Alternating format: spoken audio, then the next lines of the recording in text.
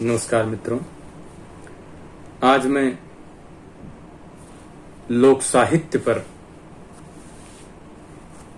कुछ बातें आपसे करूंगा। उसके महत्व पर आपसे चर्चा करूंगा।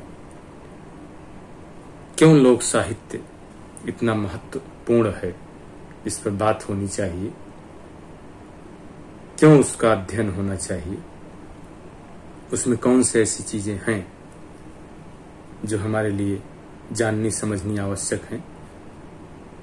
इसी पर मैं थोड़ी चर्चा आपसे करूंगा। जैसा कि महाभारत के बारे में कहा जाता है कि यन्न भारतम तन्न भारतम, यानी जो महाभारत में नहीं है वह भारत में नहीं है, यानी सब कुछ महाभारत में है। यही बात मैं लोक साहित्य के बारे में कहना चाहता हूं कि यन्न लोके तन्न लोके। जो लोक साहित्य में नहीं है वह लोक में नहीं है, यानी वह संसार में नहीं है।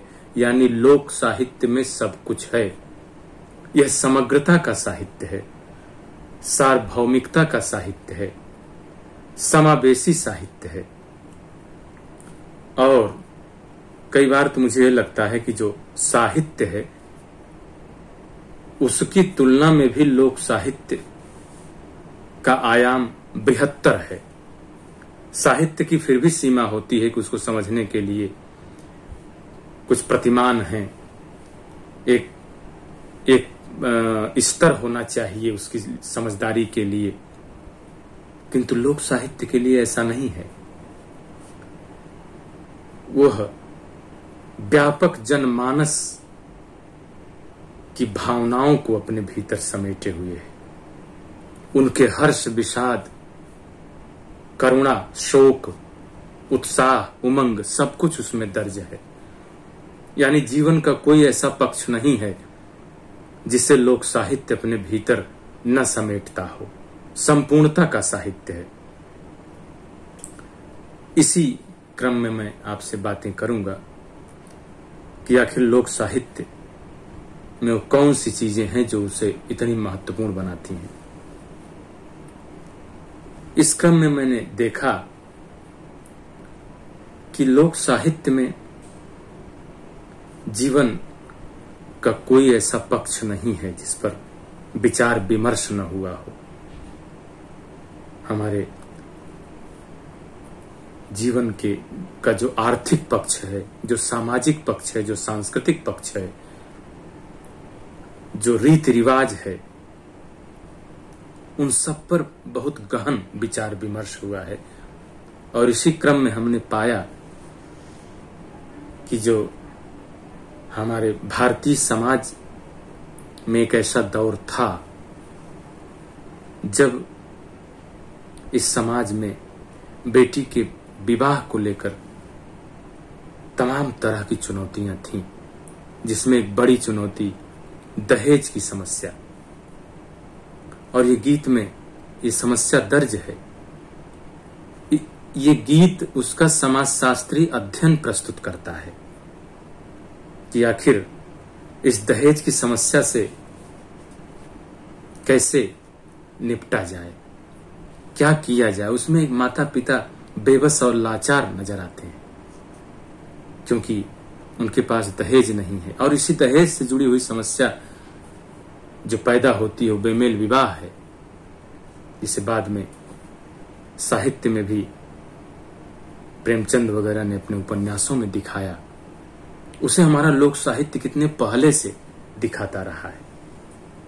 मुगल काल और उससे भी पहले की स्थितियों को ये लोक साहित्य दर्ज किए हुए है।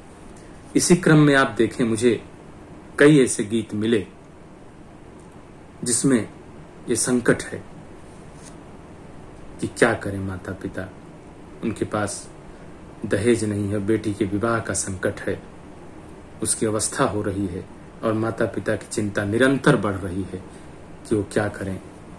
एक गीत के हवाले से मैं ये आपको दिखाऊंगा कि कैसे ये समस्या इतनी गंभीर है कि माता पिता उससे दुखी हैं और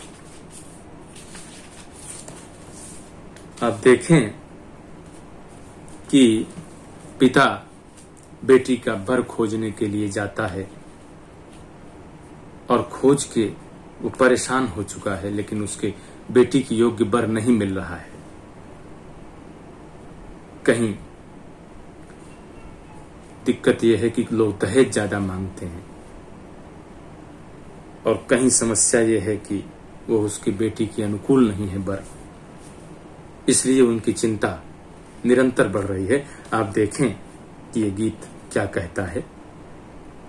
बेटी के बाबा चले हैं बर खोजे, माया डेवढ़िया के ठाड़, बेटी जोगित बर हेरा मोरे स्वामी, तब तुहू रचेऊ बिया, हेरों में काशी हेरों बनारस, हेरी आए देश सरुआर, तोहरे जोगित बर नाही पाए बेटी, अब तुहू रहो कुंवार, हेरा तू काशी हेरा बनारस, हेरा देश सरुआर, 5 परग बाबा नगर अयोध्या, दुई बर खेलें कुंवार, दुई बर जिन करु बेटी, दुई बर नाव कुनाव, और दुई बर अहे 3 लोकवा के ठाकुर, मांगे दाइज ढेर, हथिया जे मांगे अनतिन गनतिन, घोड़वा जे पूरे 50, मड़ाए में मांगे शीतल एसरनिया, कोहबर मुहर गुहाए, इतनी बचन जब सुनी है शीतल रानी, सुना बाबा अरज हमार, जे करे न हुई है बाबा इतना दहेजवा, से बर हेरे ठटवार।